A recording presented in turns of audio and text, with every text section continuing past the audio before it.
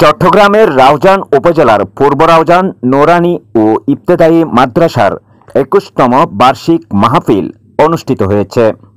২২ ফেব্রুয়ারি শনিবার বাদে জোহর মাদ্রাসা সংলগ্ন মাঠে অনুষ্ঠিত বার্ষিক মাহফিলে উদ্বোধনী বক্তব্য দেন হাইকোর্ট ডিভিশনের আইনজীবী অধ্যাপক মোহাম্মদ রফিকুল আলম। সাল্লামকে সৃষ্টি করে তার জাতে পাক নূর থেকে যেদিন সৃষ্টি করেছিল সেদিনই উদ্বোধন হয়ে গিয়েছে। সেই উদ্বোধনের আমরা নাটক করি, উদ্বোধনের নাটক করি ওই জন্যই যে সেগুলির চর্চা করার জন্য। আমার হুজুর নূর সাল্লাল্লাহু আলাইহি ওয়াসাল্লামের আবির্ভাব না ঘটলে এই দুনিয়া, এই অবস্থান, এই ব্যক্তি, এই প্রতিষ্ঠান, আমি, আপনি এই সময় কিছুর অস্তিত্ব কল্পনা করা হইত না, কিছুর অস্তিত্ব হইত না। তো না হওয়ার সে কাহিনী বলে শেষ করা যাবে না।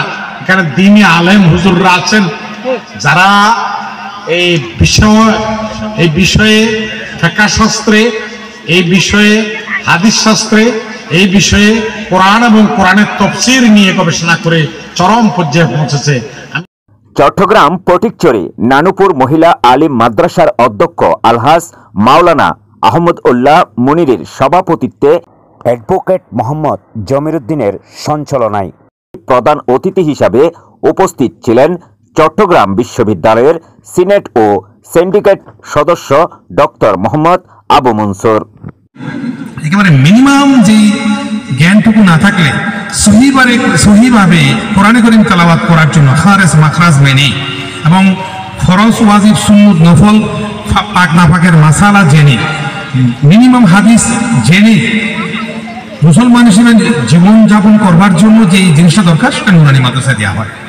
মাদ্রাসার সার্বিক বিষয়ের উপর প্রতিবেদন পাঠ করেন অত্র মাদ্রাসার প্রধান শিক্ষক মাওলানা মোহাম্মদ আবু বকর সিদ্দিক।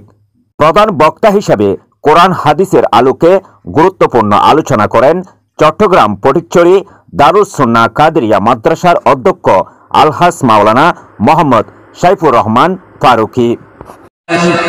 বান্দার কলবকে যদি পরিষ্কার করাইতে চাও, জীবনকে যদি সুন্দর করাইতে চাও, তাহলে যাও আমার নবীর মাহফিলের মধ্যে যাও, আমার নবীর মাহফিলে গিয়ে বসো।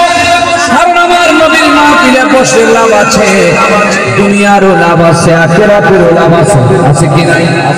সেজন্য আশিকরা বলেন আসার সময় আমরা মরা কলম নিয়ে এসেছি, কেন দোকান পাটে বসে গল্প গুজব করতে গিয়ে, অনর্থক কথা বলতে গিয়ে কলম অন্ধকার হয়ে গিয়েছে, আমাদের কলম মরে গিয়েছে। আমরা শরীরকে একেবারে কিছু করে ফেলেছি, বেদামি করে ফেলেছি, অযথা সময় নষ্ট করতে করতে আমরা অনেক গুনাহ করতে করতে আমাদের কলমটা মরে গিয়েছে, জাঙ্গারিত হয়েছে। যেই কলমকে পরিষ্কার করার জন্য কোনো মেডিকেল নাই, কোনো ডিসপেন্সারি নাই, কোনো ডাক্তার নাই, কোনো এলোপ্যাথিক নাই, কোনো হোমিওপ্যাথিক নাই। আছে কলমের চিকিৎসা করার কোনো ডাক্তার আছে? বিশেষ বক্তা হিসেবে বক্তব্য রাখেন নিজামত আলী জামে মসজিদের খতিব ও ফটিকছড়ি কিরাম বহুমুখী উচ্চ বিদ্যালয়ের হেড মাওলানা আহমদ হুসাইন রেজবি।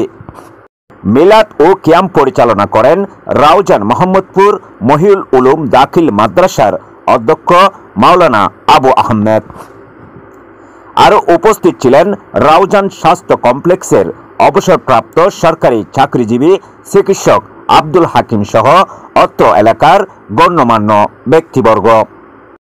প্রধান অতিথি তার বক্তব্যে মাদ্রাসার সার্বিক উন্নয়নের সকলের সহযোগিতা কামনা করেন এবং মাদ্রাসার শিক্ষার গুরুত্বের উপর হাদিস ও কোরআনের আলোকে মূল্যবান বক্তব্য প্রদান করেন।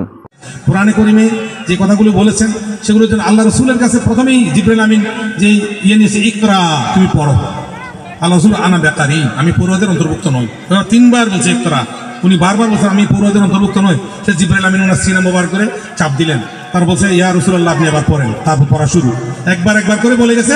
পবিত্র কোরআনে কারীম পুরো 30 পারা আল্লাহ রাসূলের বক্কা মুবারকে এটা আর মজুদ হয়েছে। আর সেই করবার জন্য আমাদের এই সন্তান সন্ততি, এই যে নিষ্পাপ শিশুদেরকে আগে এই শিক্ষা দিতে হবে, নাহলে কিন্তু কাল মাহশরের ময়দানে আল্লাহ